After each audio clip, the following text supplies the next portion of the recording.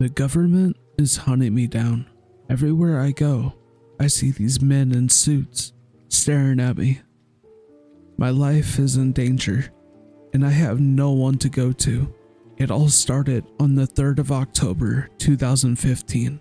My name is Jason Rivera. I'm 36 years old.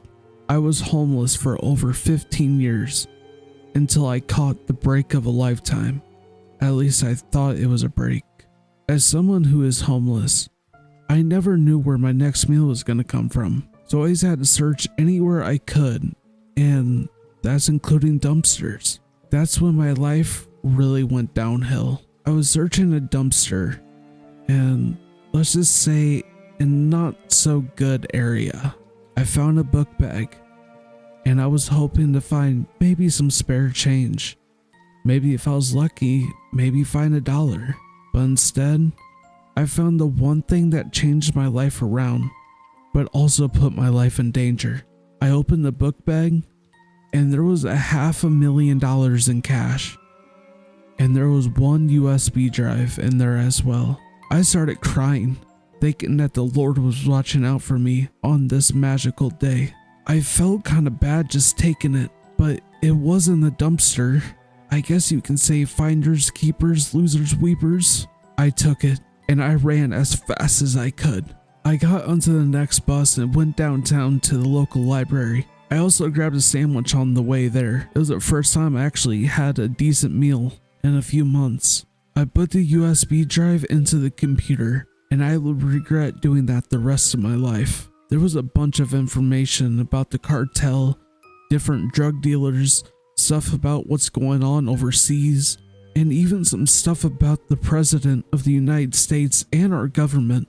I was searching through all the files as I was eating my sandwich. I knew at that very second I was in deep trouble, and I was not meant to be looking at the information on the computer. I grabbed the USB and I walked outside, and I went to the nearest lake and threw the USB into the lake, and I ran.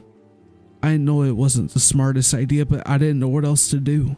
Later that night, I got a hotel room for a week with some of the money, and I was trying to relax and watch some TV. At around 7 o'clock in the morning, I got a call from the front desk. I answered it. Hello, is this Mr. Rivera? Yes, it is. There's 2 gentlemen out here that would like to speak to you whenever you find time to come downstairs. I hung up the phone right away. I can tell you right now that my heart rate was through the roof. I started packing all of my stuff. I opened up the window. Luckily, it was on the first floor, and I ran out as fast as I could. The past couple of days, I've seen black SUVs parked in weird spots, and I know they have been following me. I'm afraid that one time they'll catch me while I'm by myself.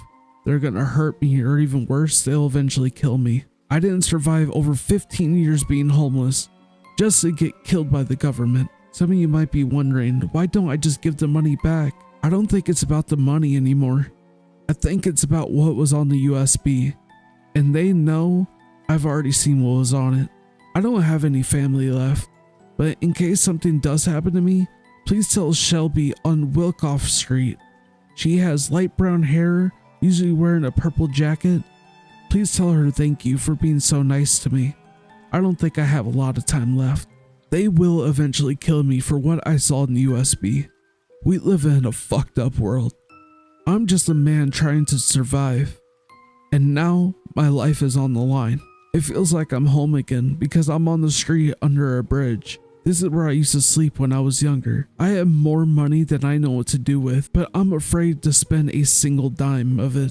I need to keep moving or else I'm gonna get caught. I think I'm gonna head towards California, but no matter where I go, I think they'll find me. Guys, this will probably be my last post on here. I'm in the trunk, heading somewhere. I have no clue. I'm so terrified. Please, if you get... Jason Rivera was last seen outside a convenience store talking to himself. A black SUV pulled up and grabbed him and threw him in the trunk.